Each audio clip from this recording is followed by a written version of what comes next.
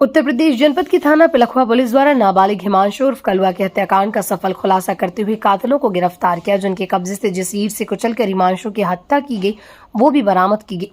नाबालिग को बहलाकर अपहरण करके की गई थी। पुलिस हत्या पूछताछ में कातिलों ने अपने नाम बताए। सचिन उर्फ पस्सू पुत्र जगदीश निवासी ग्राम कनकपुर थाना भोजपुर जनपद गाजियाबाद व पुष्पेंद्र पुत्र दिनेश उर्फ दिनेश सिंह निवासी ग्राम मानपुर रामपुर थाना शिकारपुर जनपद बुलंदशहर।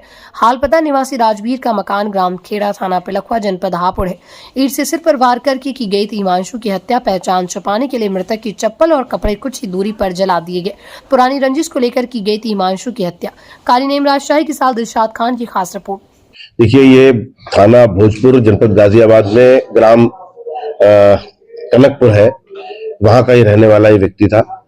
उसने एक रिपोर्ट लिखाई थाना पिलखुआ पर कि उसके भतीजे के जो भतीजा हिमांशु है वो उसके एक दूसरे रिश्तेदार के यहाँ पे जितेंद्र नाम के व्यक्ति के यहाँ पर कार्य करता है दतेड़ी में, और उसके कुछ दो साथी है उसको खल लेने के लिए बिठा करके मोटरसाइकिल पर ले गए थे और तब से वो मिल नहीं रहा है। पुलिस ने तुरंत इसकी गंभीरता को समझते हुए अभियोग पंजीकृत किया। कल रात में ही, आज रात नहीं बल्कि जो भी बीती रात है, इसमें अभियोग पंजीकृत किया और तुरंत ही तलाश शुरू करी।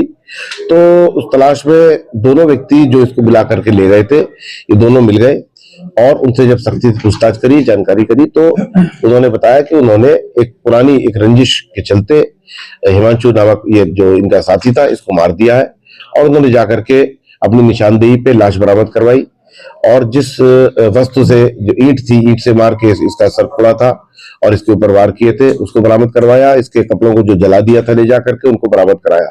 इस प्रकार इस ब्लाइंड केस का पटाक्षेप हुआ है पूरी तरह से। और ये घटना 17 तारीख की है, लेकिन 17 तारीख में उन्होंने सोचा कि इधर उधर कहीं चला गया होगा और नहीं आया, और उन्होंने पहले भोजपुर थाने पे गए। भोजपुर थाने में अभियोग नहीं पंजीकृत किया गया। इस बीच में एक सीसीटीवी भी हमको फुटेज मिली जिसमें पता चला कि ये जितेंद्र के यहाँ से दतेड़ी से लेकर के जा रहे हैं। तो पुलिस ने उसी लीड पर काम करते हुए 5-6 घंटे के भीतर भीतर इस घटना का पूरी तरह से अनावरण खुलासा किया है।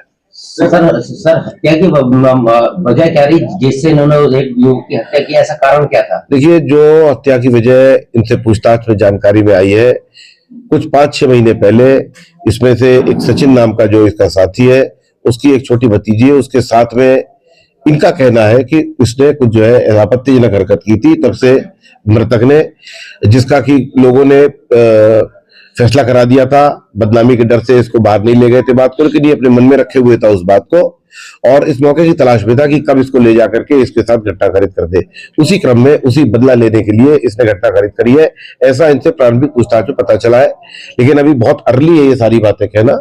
हम इसके अंदर और गहराई से भी तस्दीक करेंगे और इसके जो है खुलासा जो हो चुका है, इसमें यदि कोई और एंगल है तो उसका भी उसमें भी प्रकाश डालेंगे। भोजपुर से लड़का भोजपुर का है, क्या इस देश के परिजन है? इन्होंने थाना भोजपुर पुलिस को सूचना करी थी, क्या कार्रवाई करी थी? नहीं, इन्होंने जो FIR लिखाई है हमारे यहाँ उसमें तो उन्होंने लिखा कि ना इन्होंने 112 पर, क्योंकि ये 17 तारीख की बात है, बीच में 18 तारीख केवल दिन गया है।